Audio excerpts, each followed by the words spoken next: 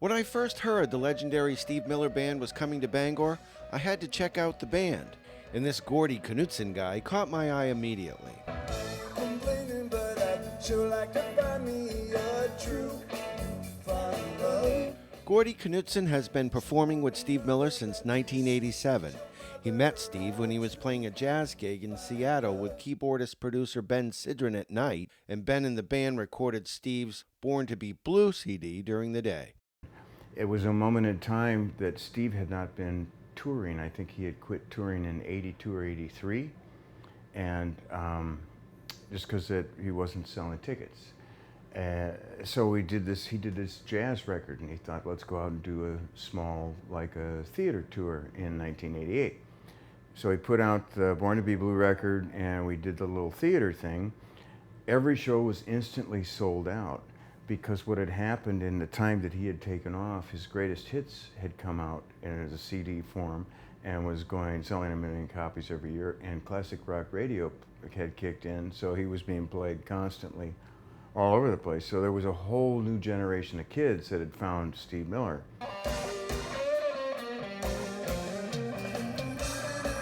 Gordy says the Steve Miller gig is a great gig because the music is very diverse, and drum-wise, that makes for a lot of different grooves. I asked Gordy if he was locked down to the original drum parts on Steve's bigger hit songs, a lot of which were recorded by well-known drummer Gary Malaber. There's a lot of room for interpretation.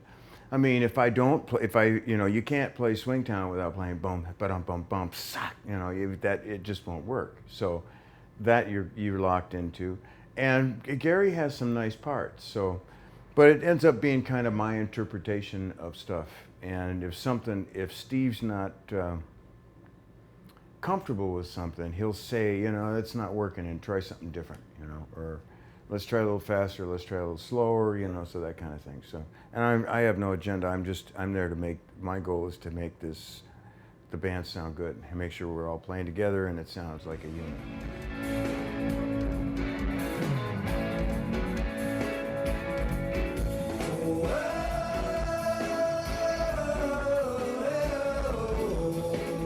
Gordy has gotten a lot of attention offstage as well.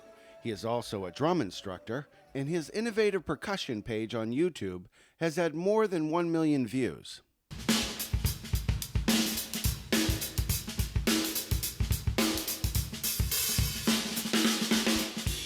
Many drummers in the industry say he has taken the science of drumming to the next level.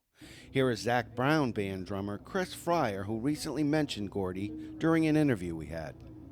I've been working on that whole push-pull Jojo Mayer thing, like that freehand technique that Gordy Knudtson is great at. I talked to Gordy here a month ago. Oh yeah, so I mean he has this beautiful technique, and it's exquisite. And I love watching it, and I love watching him play. The key to doing this is to have one hand chase the other. So for example, if we move very slowly, if we get the right hand moving in open, close, open, close, open, close, open, close, I'm going to have the left hand chase the right hand. So the sequence becomes open, open, close, close, open, open, close, close, open, open, close, close, open, open, close, close.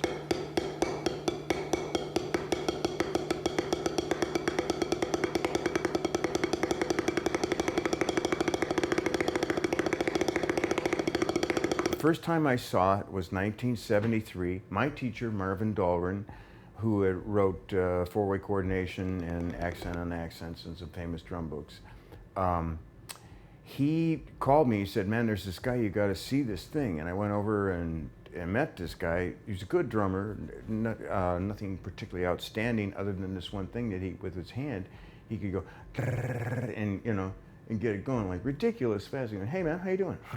You want to go something to eat?" Single stroke roll. Yeah, well, with just one hand. And then he said, "Yeah, he said, I said, "How do you do that?" It's like a shuffle, but you kind of straighten it out. He said, "I'm trying to work on my other hand to put the two together to have the world's fastest single stroke roll." And I thought, wow, that's really cool. I went back and tried to mess with it. I couldn't get it, so I let it go.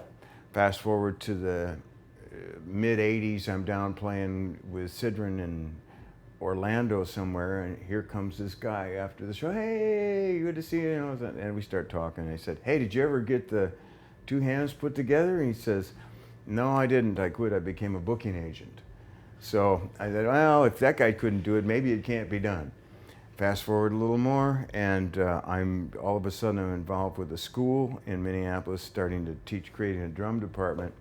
And I'm doing this gig, and I thought, I got a lot of time. If I could figure this out, it might be cool. One thing led to another, and then I figured out the synchronization of the two. I understood it. It took me a long time to get it, but then I understood the parallel to the hand drumming thing too. Finally got it.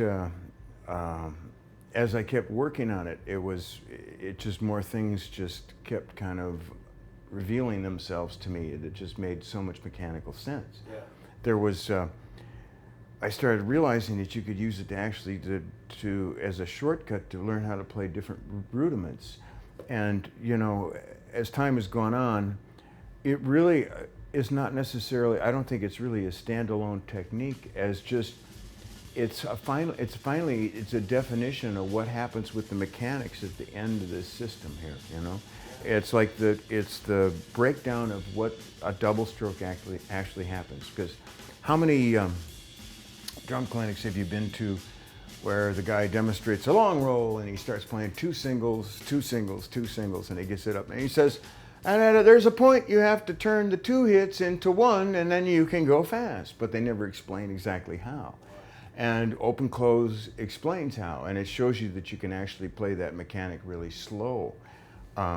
So to me, what Open Close does and what this does is it's kind of like the next technological, leap forward. Like when the Hubble went out to space, stuff that looked smeary from the Earth all of a sudden was clear. That's kind of what now for me that it seems, this stuff makes a lot of sense. First, we'll demonstrate a high angle of attack. We put the stick in the ready position by lining the tip of the stick up with the top line. When the stick is released, notice that the tip bounces back to halfway between the third and fourth line on the first rebound, to the second line on the second rebound, and to the first line on the third rebound. Now let's demonstrate a low angle of attack.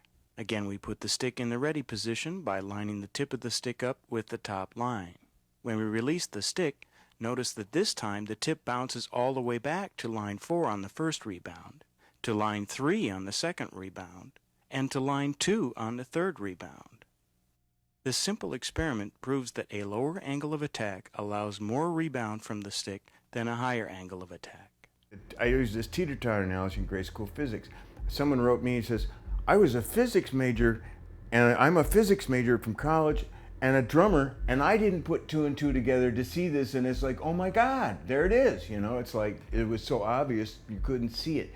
I think what happens a lot of times is and with a lot of drum teaching, people are repeating the same stuff over and over and over without really looking at it or understanding it, and it becomes this mantra, and we don't question things or just look at this. And the one thing I got out of teaching was it was fascinating to me dealing with people learn differently. So sometimes it's a verbal thing, sometimes it's a visual thing, it could be an analogy. So the more you do this, the more you try different things, and then you might stumble onto one of these gems where it's just like, oh, here's got all 3. I've got the thing, and then you show it to somebody, and then the lights go on. I love that. When the lights go on, man, it's like, you rang the bell.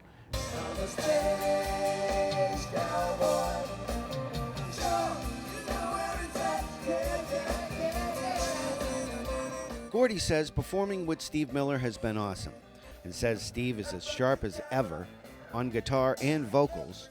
Even with a big birthday approaching, he doesn't see him slowing down at all. He's remarkable. He's 10 years older than I am. Probably hate me for saying this, but he's going to be 75 in October, and he hasn't slowed down, and he wants to work. God bless him. He wants to, it's because it's great to be out and doing this at this level is fantastic. The amazing thing about him is he's still got his voice, because as you know, when a lot of these guys get older, they lose some stuff. But there's a few singers around that, you know, like Tony Bennett's 90 for God's sake, and he just sounds incredible. But Steve is still sounds like Steve. Got the power, the slight timbre change in the voice, you know, as time has gone on, and maybe a few of the tip-top notes are gone. But man, I'm telling you, the guy is phenomenal. It's amazing. It's really amazing. For Drumheads and Tales, I'm Bob Evans.